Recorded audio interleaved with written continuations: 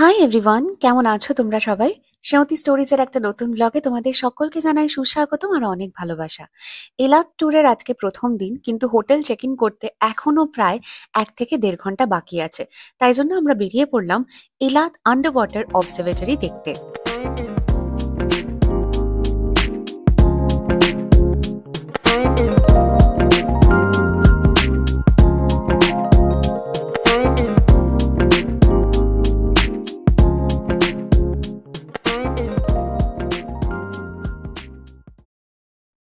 আমরা একটি ট্যাক্সি করে নিয়েছিলাম এবং আমাদের এইখানে পৌঁছতে প্রায় সময় লেগেছিল 20 মিনিট মতন, কিংবা তার একটু কমও হবে।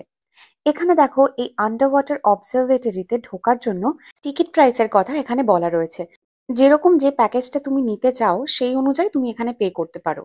আমরা এখানে 125-এর যে প্যাকেজটি রয়েছে, মানে ধরো 125 শেকেল পার পার্সন, সেই প্যাকেজটি আমরা এখানে নিয়েছিলাম। 125 শেকেল বলতে পার পার্সন ধরো 2875 টাকা মতন এখানকার এন্ট্রি ফি আমাদের দিতে হয়েছিল। আন্ডার ওয়াটার অবজারভেটরি তো ঘুরে দেখবো, কিন্তু তার পাশাপাশি যে 3D ফিল্মটি দেখানো হয় সেটিও আমাদের দেখার ইচ্ছে ছিল। এই যে অ্যাকোয়াডোম লেখা রয়েছে আর ছবিও দেখতে পাচ্ছ, যেখানে 3D গ্লাস পরে দেখতে হয়। তো সেটার জন্য আমরা পে করে দিয়েছিলাম। এই অবজারভেটরিটি ঘুরে দেখার জন্য আমাদের একটি এরকম ম্যাপ মতন দিয়ে দেওয়া হলো, যেটা নিজেকেই এক্সপ্লোর করে করে দেখে নিতে হবে। দেখো, এখানে খুব সুন্দর করে নাম্বারিং করা রয়েছে। এবার তুমি সিরিয়ালি দেখতে পারো অথবা নিজের ইচ্ছে মতন যখন যেটা ইচ্ছে করবে সেই অনুযায়ীও কিন্তু দেখতে পারো। আমরা ভাবলাম প্রথমে সিরিয়ালি না হয় একটু দেখা যাক, তাই এই 1 নম্বরটার কাছে চলে এলাম। এটি একটি কিউবিক অ্যাকোয়ারিয়াম, যেখানে বিভিন্ন রকমের কোরাল তো রয়েছে, তার পাশাপাশি বাটারফ্লাই ফিশেসও রয়েছে। এছাড়া কাঁকড়াও কিন্তু আছে, তবে কাঁকড়া এই মুহূর্তে আমার চোখে পড়লো না, শুধুমাত্র মাছগুলিকেই আমি দেখতে পেলাম। এবার আমরা চলে যাচ্ছি রেড সি রিফে। এখানে একটা জিনিস বলা উচিত, সেটা হলো যে এই অ্যাকোয়ারিয়ামের জল কিন্তু ডিরেক্টলি রেড সির সাথে বা লোহিত সাগরের সঙ্গে কানেক্টেড, এবং এই জলটি ক্রমাগত পাম্প করা হয় আর তার পাশাপাশি রিপ্লেসও করা হয় লোহিত সাগরের জলের সাথে। এটার কারণে এর যে একটা প্রাকৃতিক সৌন্দর্য রয়েছে বা একটা প্রাকৃতিক ভারসাম্য রয়েছে, সেটি কিন্তু সবসময়তেই খুব ভালোভাবে মেনটেন করা হয়। এখানে কিন্তু মাংসাশী, তৃণভোজী, পরজীবী সব রকমের প্রাণীই রয়েছে। কিন্তু এখানে এটা এনশিওর করা হয় যে কেউ যেন কাউকে না হার্ম করে, যার জন্য নিয়মিত এদের ভালোভাবেই খেতে দেওয়া হয়। আর অবশ্যই যে জলটি দেখছো এটার মধ্যে রয়েছে, মানে লোহিত সাগরের জলের কথা যেটা বললাম, সেটা কিন্তু প্রায় 42 মিটার গভীর জল থেকেই নেওয়া হয় এবং কনস্ট্যান্ট সেটা পরিশ্রুতও করা হয়। এই রেড সি রিফের মধ্যে তুমি এক্স্যাক্টলি কি কি মাছ দেখতে পাবে সেগুলোরই একটা এক্সিবিট করা রয়েছে, যেখানে আমরা এরকম পার্পল ট্যাঙ্ক দেখতে পেলাম। আর এই মাছটি আমার মনে পড়ে ফাইন্ডিং নেমো বলে একটি অ্যানিমেটেড ফিল্ম হয়েছিল, সেখানে আমি প্রথমবার এই মাছটিকে দেখেছিলাম, যার নাম রেখেছিল ডরি।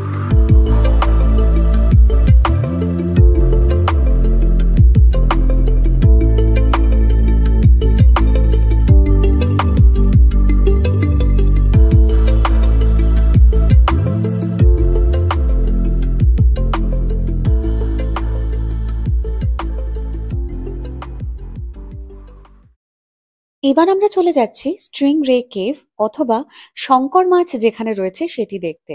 এখানে কিন্তু কচ্ছপও রয়েছে, তবে সেটা বাইরে থেকে দেখে বোঝার উপায় নেই, কারণ লেখা ছিল না।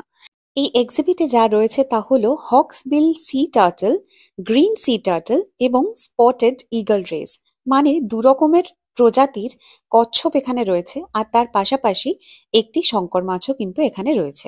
মাঝে একটি ছোট্ট দ্বীপ মতন করা আছে, যেখানে মহিলা কচ্ছপটি ডিম দিতে পারে এবং পরবর্তীকালে সেই ডিম ফুটে যখন বাচ্চা বের হয়, সেটিকে কিন্তু অন্য একটি ছোট পুলে নিয়ে যাওয়া হয়, যাতে সেই বাচ্চাটির কোনো রকম ক্ষতি না হয়। পরে সে যখন আবার বড় হয়ে যায়, তখন তাকে আবারও এই বড় পুলটিতে নিয়ে আসা হয়। এই কচ্ছপটি আমাদের সামনে যখন এলো, তখন আমরা বলছিলাম সত্যি লাইফটা কিন্তু ওর বেশ ভালোই আছে, নিজের ইচ্ছে মতন ভেসে বেড়াচ্ছে, ঘুরে বেড়াচ্ছে। তবে এটা হয়তো দূর থেকে একজন দর্শক হিসেবেই বলা সম্ভব বা মেনে নেওয়া সম্ভব। কত রকম চ্যালেঞ্জেস এর মধ্যে দিয়ে যে ওদের যেতে হয়, সেটা কি আর আমরা কখনো বুঝতে পারবো? নিশ্চয়ই তা নয়।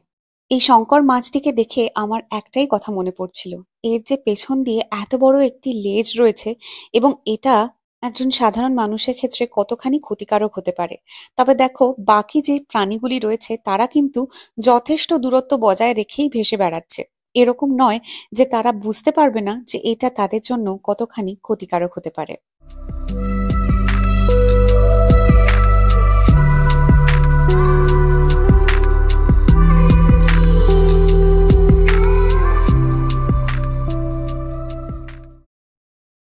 আমরা বেরিয়ে এলাম বাইরে, আর তখন দেখি সেখানেও কিন্তু একটি কচ্ছপ রয়েছে, তবে সেটি এরকম পুলের মধ্যে আর তাকে রাখা হয়নি। হয়তো একে আর কিছুদিন পরে পুলের মধ্যে নিয়ে যাওয়া হবে। জানতে পারলাম যে যখন বাচ্চা হয় তখন কিন্তু তাকে বাইরে রাখার পরে ২ বছর বাদে আবারও পুলের মধ্যে নিয়ে যাওয়া হয়। ওকে দেখতে দেখতে আমরা পরের এক্সিবিটে যাব বলে ঠিক করছিলাম, আর তখনই এই যে লোহিত সাগরের একটা নীল রং চোখে পড়লো, এটার মধ্যে কেমন যেন হারিয়ে গেলাম। আকাশের রংটা আজকে আসলে এতটাই সুন্দর হয়ে রয়েছে যে জলের রংটাও খুব ভালোভাবে রিফ্লেক্ট করছিল। আমরা অন্যান্য দিকে যাব, তবে তার আগে চলো একটুখানি জলটাই বরং ভালো করে দেখে আসি।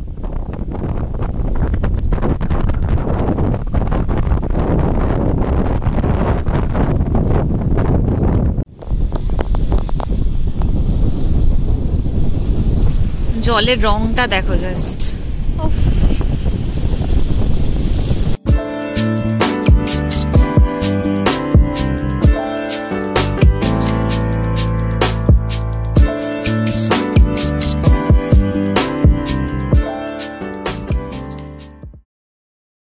এবারে চলো পরের এক্সিবিটটি দেখতে যাই, এবং এটি হলো এলিয়েন্স অফ দ্য ডিপ। মানে এটার নামকরণ এরকমই করা হয়েছে। এর মধ্যে এমন কিছু স্পিসিজের ছবি সংগ্রহ করে রাখা রয়েছে যারা জলের এতটাই গভীরে থাকে যে সেখানে সূর্যের আলো পৌঁছয় না। এই যে দেখো এখানে লেখা রয়েছে প্রায় ২০০ মিটারেরও ভেতরে এমন একটি জায়গা রয়েছে যেখানে সাবমেরিন, স্পেশাল রোবট এবং অন্যান্য রিসার্চাররা অনেক গবেষণা করে সেখানে যন্ত্র বা মেশিন পাঠিয়ে তারপরেই কিন্তু এদের ছবি আমাদের সামনে তুলে ধরেছেন। কি অপূর্ব দেখতে না! এটাকে সি এঞ্জেল বলা হচ্ছে, এবং এর যেখানে থাকে সেটি প্রায় ২০০ থেকে ৬০০ মিটারের ভেতরে।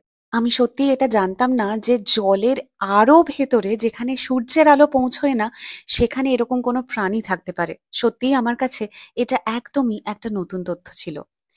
চলো এবার এখান থেকে বেরিয়ে নেক্সট এক্সিবিটের দিকে যাওয়া যাক। এখানে দেখো ফসিলাইজড কোরাল রাখা রয়েছে। সৌরভ বলছিল যে এই জিনিসটা ও আগেও দেখেছে, তবে আমার কাছে এটি প্রথম। এটা যে কত বছর আগেকার, ওখানে একটি বোর্ডে দেখলাম লেখা রয়েছে প্রায় ৪০ বছর আগেকার একটি কোরাল, যার জীবাশ্ম বা ফসিল হলো এটি।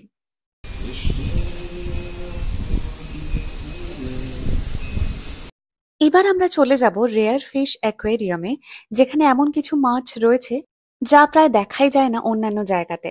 আর এখানে ঢুকতেই প্রথমেই যেটা চোখে পড়লো সেটা হলো রেড সি এর এই ম্যাপটি, এবং একে দেখে আমার নিজের জিওগ্রাফি ক্লাসের কথা মনে পড়ছিল, যেখানে এরকম ভাবে লোহিত সাগর ম্যাপ পয়েন্ট করে কিন্তু দেখাতে হতো আমাদের। আর এর মাথার কাছে যেরকম সিংহ হয়ে রয়েছে তারই একটিতে আমরা এখন রয়েছি, অর্থাৎ গালফ অফ ইলাতে। রেয়ার ফিশ অ্যাকোয়ারিয়ামে তো ঢুকে পড়লাম, আর এখানে কিছু অদ্ভুত সুন্দর দেখতে মাছ দেখতে পাবো আমরা। আর তার পাশাপাশি জীবন্ত কোরাল, যেটা আমি কিন্তু আগে শুধুমাত্র ন্যাশনাল জিওগ্রাফিক হোক কিংবা ডিসকভারি চ্যানেল হোক এখানেই দেখেছি। লাইভ কখনো আমার পক্ষে দেখা আগে কিন্তু সম্ভব হয়নি।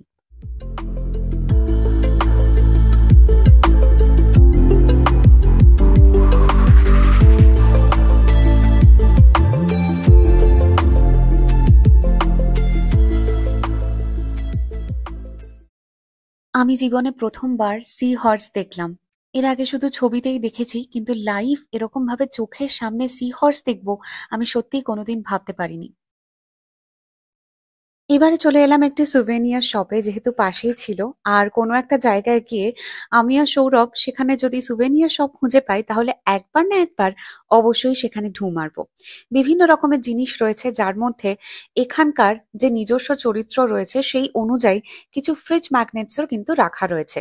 তবে ফ্রিজ ম্যাগনেটস গুলো আমরা নেব বিভিন্ন মানুষকে দেওয়ার জন্য, যেহেতু আমি মনে করি যে ফ্রিজ ম্যাগনেট হলো অন্যতম একটি গিফট আইটেম, যেটা তুমি যখনই কাউকে দেবে তার বারবার মনে হবে যে অমুক জায়গা থেকে এই জিনিসটি আমার জন্য নিয়ে এসেছিল। এছাড়াও আরো অন্যান্য অনেক রকমেরই জিনিস রয়েছে, তবে আমরা মূলত এখানে ফ্রিজ ম্যাগনেটই কিছু কালেক্ট করলাম, আর তার পাশাপাশি একটা ছোট্ট মতন মেমেন্টোও নিয়েছি। অনেকক্ষণ অপেক্ষার পর ফাইনালি এবার যাব শার্কস ওয়ার্ল্ডে।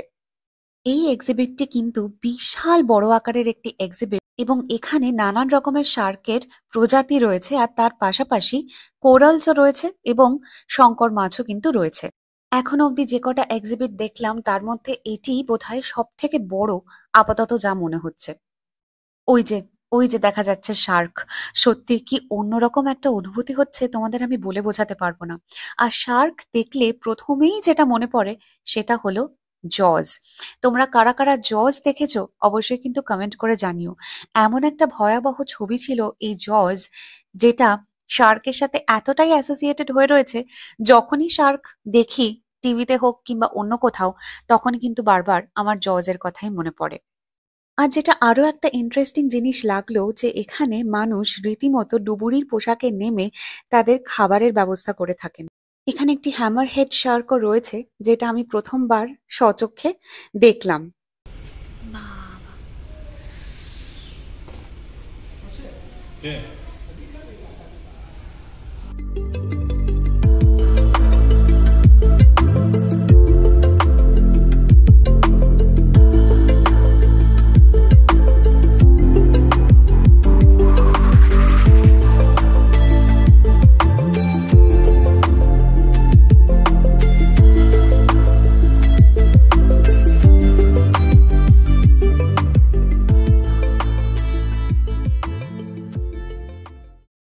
এই এক্সিবিটের লাগোয়া এমন একটি দিকও রয়েছে যেখান দিয়ে প্রায় তুমি মাথার ওপর দিয়ে দেখতে পাবে যে শার্ক চলে যাচ্ছে। সেই জায়গাটাতেই আমরা ঢুকবো, তবে তার আগে এই যে একটা লেখা দেখতে পেলাম, ক্রসিং দ্য রেড সি, এটা দেখে কেমন একটা যেন লাগলো মনের মধ্যে। জাস্ট লোহিত সাগরের জলের তলায় ধরো আমরা দাঁড়িয়ে রয়েছি, আর ওই যে মাথার ওপর দিয়ে শার্ক চলে যাচ্ছে। এটা এরকম লাইভ না দেখলে সত্যিই হয়তো ফিল করা যায় না বা বোঝা যায় না যে কিরকম একটা আনন্দ মনের মধ্যে কাজ করে। আর সেটাই আমি তখন দারুণভাবে উপভোগ করছিলাম।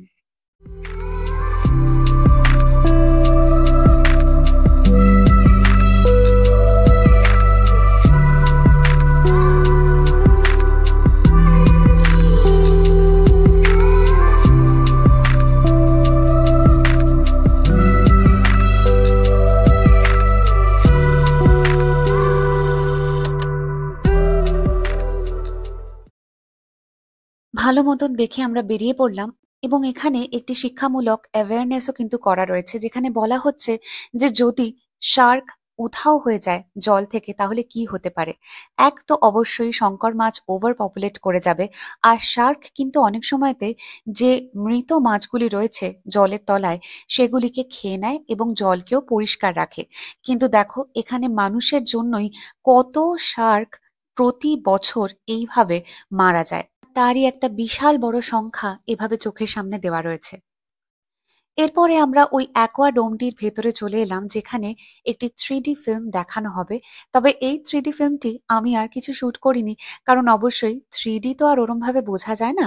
তবে দেখো এখানে একটা ইয়ারফোন দিয়ে দিয়েছে আমাদের, কারণ যেহেতু এখানে ভাষাটি হিব্রুতে থাকবে তাই ইংলিশের জন্য আমাদের ইয়ারফোন দিয়ে দেওয়া হয়েছে। আর তার পাশাপাশি এই 3D গ্লাসটিও, আমরা কিন্তু চশমার ওপরেই 3D গ্লাসটি পরে নিয়েছিলাম। আর সত্যি খুব খুব সুন্দর একটি ছবি দেখলাম। এরপরে চলে এলাম একটু খেতে একটি ক্যাফেটেরিয়াতে।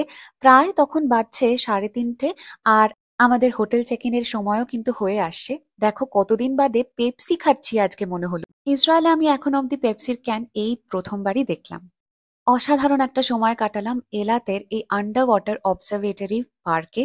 যদি আজকের ভিডিওটি ভালো লেগে থাকে তাহলে অবশ্যই কিন্তু লাইক করে দিও আর কমেন্ট করেও জানিও। নেক্সট ভিডিওতে আরো কিছু শেয়ার করব এলাত সফরের।